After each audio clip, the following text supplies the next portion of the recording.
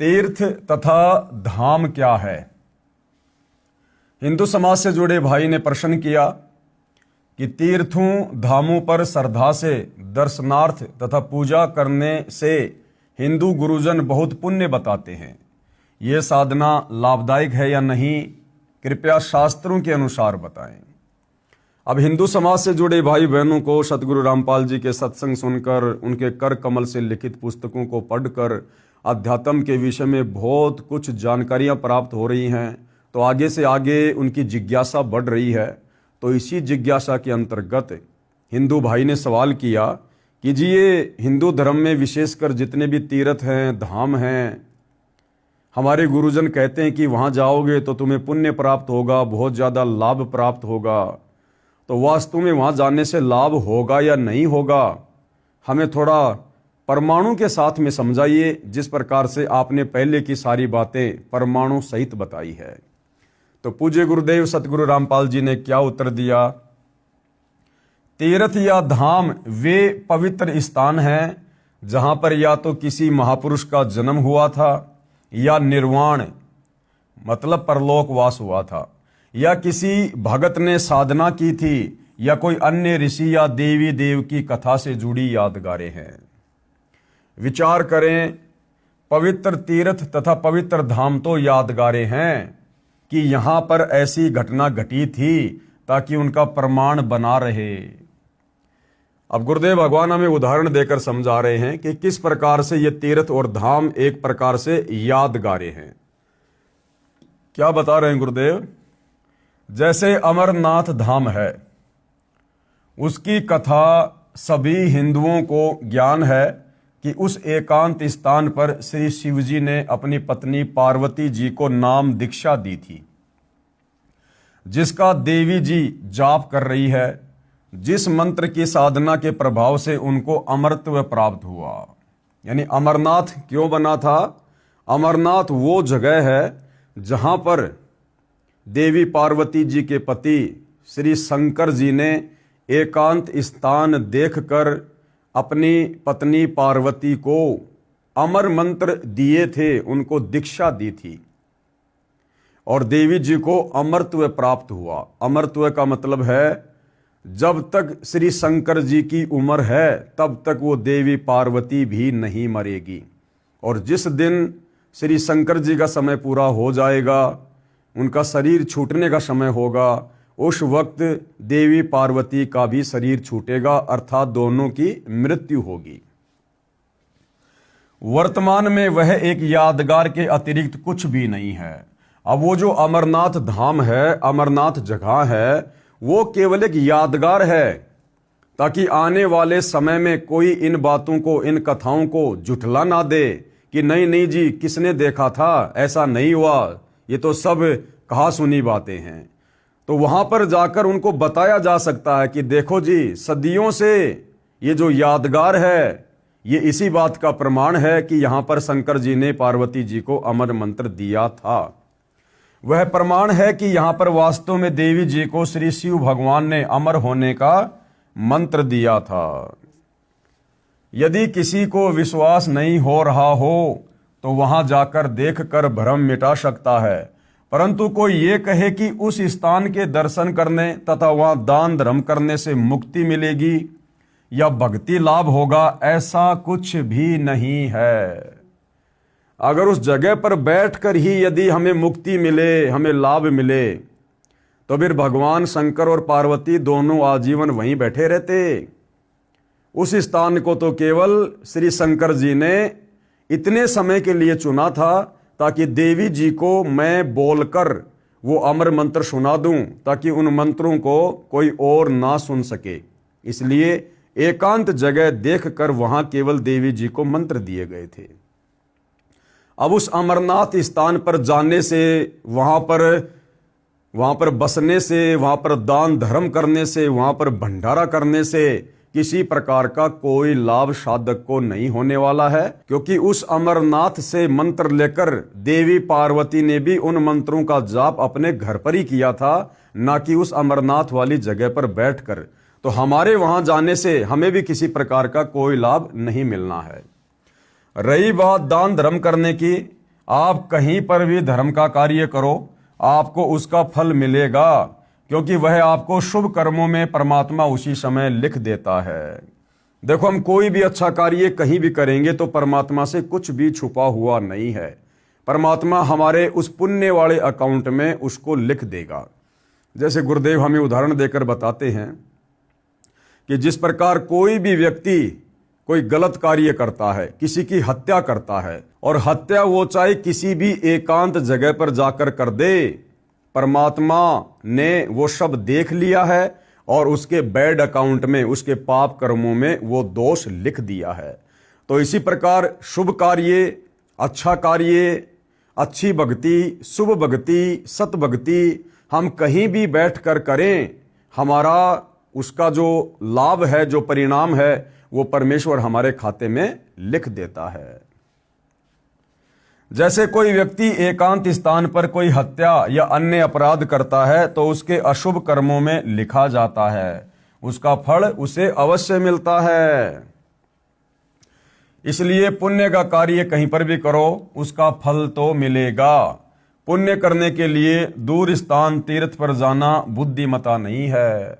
यही प्रश्न एक समय जिंदा साधु के रूप में मथुरा में प्रकट परमेश्वर कबीर जी से एक तीर्थ यात्री श्री धर्मदास सेठ द्वारा किया गया था, जो मथुरा तीर्थ पर स्नानार्थ तथा दान धर्म करने के लिए अपने गुरु रूपदास वैष्णव के बताए भक्ति कर्म को करने बांधवगढ़ नामक नगर, जो कि मध्य प्रदेश है, वहां से आया था। परमात्मा ने उसे समझाया था कि यहां मथुरा वृंदावन में वर्तमान में श्री कृष्ण जी नहीं है, और विचार कर कि जब श्री कृष्ण जी ही इस स्थान को त्याग कर हजारों किलोमीटर दूर द्वारिका में सपरिवार तथा सर्व यादुओं को लेकर चले गए थे, तो इस स्थान का महत्व ही क्या रह गया। यह तो एक यादगार है, यादगार। यानी भोले श्रद्धालु मथुरा जाते हैं, वृंदावन जाते हैं कि वहां जाने से, स्नान करने से, भक्ति करने से हमें लाभ होगा, पुण्य होगा, बरकत मिलेगी, घर में सुख होगा। तो सतगुरु रामपाल जी समझाना चाहते हैं कि ए नादान हिंदू साहिबानों, कम से कम अपने इतिहास पर तो नजर डालो। उस मथुरापुरी को जहां पर जाकर आप जी लाभ प्राप्त करने की चेष्टा कर रहे हो, अंत के दिनों में श्री कृष्ण जी ने दुखी होकर उस मथुरापुरी को त्याग दिया था और वहां से हजारों किलोमीटर दूर द्वारिका में जाकर रहने लगे थे। अपने जीवन के अंतिम दिन श्री कृष्ण जी ने द्वारिका में बिताए थे। अब बताओ, जिस मथुरा को श्री कृष्ण जी ने ही त्याग दिया था, अब वहां पर जाकर स्नान करने से, दान धर्म करने से या अन्य कोई धार्मिक क्रिया करने से भला तुम्हें कैसे लाभ होगा? नहीं हो सकता। ये तो एक यादगार है कि कभी श्री कृष्ण जी ने कुछ समय यहां बिताया था। कंस, केसी तथा चाणूर अन्यायियों को मारा था। परमात्मा ने कहा कि हे धर्मदास, आप गीता शास्त्र को साथ लिए हो, इसका रोजाना पाठ भी करते हो, इसमें कहीं वर्णन है कि तीर्थ जाया कर अर्जुन बेड़ा पार हो जाएगा? क्या इस गीता जी में या चारों वेदों में कहीं लिखा हुआ है कि तीर्थों पर जाना चाहिए और तीर्थों पर जाने से भला हो जाएगा, बेड़ा पार हो जाएगा? नहीं, इसमें कहीं वर्णन है कि तीर्थ जाया कर अर्जुन, तेरा बेड़ा पार हो जाएगा। धर्मदास जी ने कहा, नहीं प्रभु, गीता में कहीं पर भी प्रभु का आदेश ऐसा नहीं लिखा है। परमेश्वर जी ने कहा कि गीता अध्याय 16 श्लोक 23 को पढ़, उसके अनुसार तो ये तीर्थ यात्रा शास्त्र में वर्णित न होने से व्यर्थ साधना है।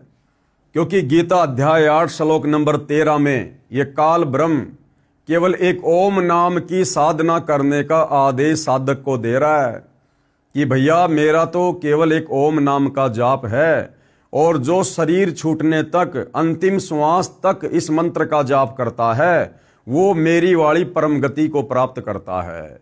और इस ब्रह्म से मिलने वाली परम गति क्या है? इसके ब्रह्म लोक में साधक चला जाता है, और ब्रह्म लोक पर्यंत सारे लोग पुनरावर्ती में हैं। यानी इस ब्रह्म, इस काल के ब्रह्म लोक में जो कि ये गीता जी का ज्ञान दे रहा है, श्री कृष्ण जी के शरीर में प्रवेश करके ये ब्रह्मलोक में रहता है और इसके ब्रह्मलोक में गया हुआ साधक भी अपनी भक्ति कमाई को खर्च करके पुनः संसार में लौटकर आता है, अन्य सभी योनियों को प्राप्त करता है, नरक में भी जाता है, 84 लाख योनियों में भी जाता है। उसके बाद यही काल ब्रह्म गीता अध्याय 15 श्लोक नंबर 17 में अपने से अन्य किसी सर्वश्रेष्ठ परमात्मा की भक्ति साधना करने की सलाह दे रहा है कि उत्तम पुरुष तु अन्य परमात्मा इति उदाहरते, कि सर्वश्रेष्ठ परमात्मा तो वो है जो तीनों लोकों में प्रवेश करके सबका धारण पोषण करता है, और अर्जुन उसी की भक्ति करनी चाहिए। अपने तमाम धार्मिक अनुष्ठानों में उसी को इष्ट मानकर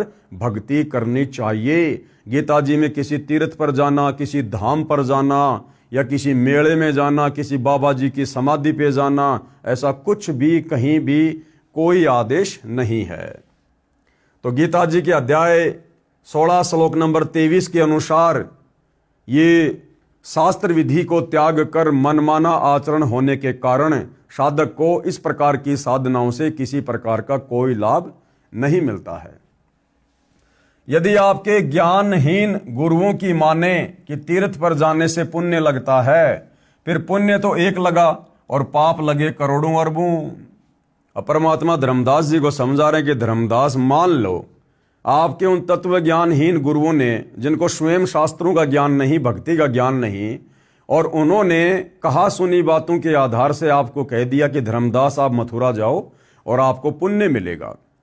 तो धर्मदास विचार कर, तू जहां से चलकर आया है तकरीबन 500-700 किलोमीटर से इस तीर्थ पर नहाने के लिए मथुरा में, तो तेरे को पुण्य मिलेगा एक, लेकिन इस पुण्य को करने के चक्कर में तूने पाप कर दिए अरबों खरबों। धर्मदास ने कहा कि भगवान वो कैसे? तो परमात्मा ने बताया कि भाई तू बांधवगढ़ से आया है पैदल, और बांधवगढ़ से मथुरा की दूरी कम से कम 700-800 किलोमीटर है, और नादान तूने अपने पैरों के नीचे कितने कीड़ी मकोड़े, सूक्ष्म जीव, चींटियां तूने कितने मार दिए होंगे? बोला जी गिनती नहीं है, क्योंकि परमात्मा की वाणी है, भाई पृथ्वी ऊपर पग जो धारे, करोड़ जीव एक दिन में मारे। एक व्यक्ति जो सुबह अपनी रोजी रोटी के लिए घर से बाहर निकलता है, चाहे पैदल जाता है, चाहे साइकिल पर, चाहे मोटरसाइकिल पर, चाहे बस में, चाहे खुद की कार में, और शाम को अपना काम धंधा करके जब वो वापस घर पर लौटता है, वो व्यक्ति करोड़ों जीवों की हत्या करता है, करोड़ों जीवों की। उसकी गाड़ी की टक्कर से कितने सूक्ष्म जीव मर जाते हैं, उसकी गाड़ी के टायरों के नीचे कितने कीड़े मकोड़े मर जाते हैं। तो एक व्यक्ति रोजाना करोड़ों जीवों की हत्या करता है, तो इस काल के विधान अनुसार वो करोड़ों पाप कर्म भी उसी जीव के बैड अकाउंट में लिख दिए जाते हैं, उसके अशुभ कर्मों में लिख दिए जाते हैं। तो परमात्मा ने धर्मदास जी को बताया कि नादान, तुम्हारे भ्रमी धर्म गुरुओं ने तुम्हें इस प्रकार से शास्त्र विरुद्ध साधना पर लगाकर तुम्हें पाप का भागी बना रखा है।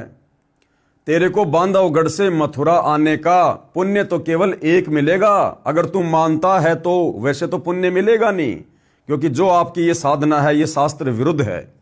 लेकिन फिर भी चलो आपके गुरुओं की बात बड़ी करते हैं। तुझे यहां आकर स्नान करने का एक पुण्य मिला, लेकिन तूने पाप कितने कमा लिए। तूने पाप कर्मों की तो मालगाड़ी भर ली, जो तेरे से कभी भी उतरने में नहीं आएगी। तो धर्मदास जी सहम गए और परमात्मा जी से आगे आगे और जानने की इच्छा व्यक्त की। फिर पुण्य तो एक लगा और पाप लगे करोड़ों अरबों खरबों। ये सुनकर सेठ धर्मदास अंधश्रद्धा भक्ति करने वाला कांप गया और उसका गला सूख गया। बोला कि हे जिंदा, इतने पाप कैसे लगे, कृपया समझाइए। तो परमेश्वर कबीर जी यानी जिंदा वेशधारी प्रभु यानी जिंदा महात्मा की वेश में परमात्मा धर्मदास जी को मिले थे। परमात्मा ने समाधान इस प्रकार किया, कहा कि हे धर्मदास, आप बांधवगढ़ से मथुरा नगरी में वृंदावन में आए हो। बांधवगढ़ यहां से लगभग 250 कोस, लगभग 750 किलोमीटर है। वहां से यहां तक पैरों चलकर आने से आपके द्वारा अनेकों जीव हिंसा हो गई।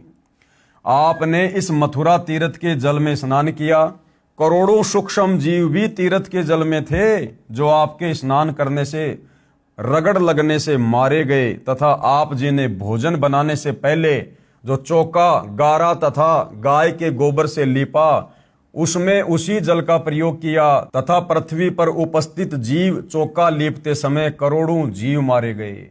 ये सब पाप आपको लगे, आप बताओ कि आप लाभ का सौदा कर रहे हो या घाटे का। धर्मदास जी के मुख से कोई बात नहीं निकली, उत्तर नहीं आया, क्योंकि वह भय के कारण स्तब्ध हो गया था। कुछ क्षण के पश्चात परमात्मा जिंदा वेशधारी के चरणों में गिर गया तथा यथार्थ शास्त्रोक्त भक्ति बताने की याचना की कि हे परमात्मा, मुझे सत्य भक्ति साधना बताओ जो शास्त्रों के अनुसार है, मैं तो बड़ा पाप का भागी बन रहा हूं। परमात्मा कबीर जी ने शास्त्रों में वर्णित साधना करने को बताई तथा अन्य सब आन उपासना यानी पाखंड पूजा त्यागने को कहा कि धर्मदास, ये तीर्थों पे जाना, धामों पे जाना, ये पैदल यात्रा करना, ये कावड़ लेके आना, ये सब शास्त्रों के विरुद्ध होने से तुम्हें पाप का भागी बनाती है, पुण्य तुम्हें नहीं मिलता। धर्मदास जी विवेकी थे, बुद्धिमान थे, ज्ञानवान थे, ढेर सारे प्रश्न उत्तर करके समझ गए, अपने कल्याण का मार्ग जान लिया और अपनी पत्नी को समझाकर सतगुरु कबीर जी से दीक्षा दिलाकर अपना तथा अपने परिवार को शास्त्रोक्त यानी शास्त्रों के अनुसार साधना पर लगाया और भक्ति का पूर्ण लाभ प्राप्त किया। धर्मदास जी को परमेश्वर कबीर जी एक साधु यानी जिंदा बाबा के वेश में मिले थे, जो तीर्थों पर भ्रमण कर रहा था तथा सब देवी देवताओं की पूजा किया करता था। कौन? धर्मदास जी। उसे परमेश्वर कबीर जी ने समझाया कि हे धर्मदास, तेरी साधना गलत है। धर्मदास जी ने अनेकों शंकाओं का समाधान जाना, उनमें से एक ये भी थी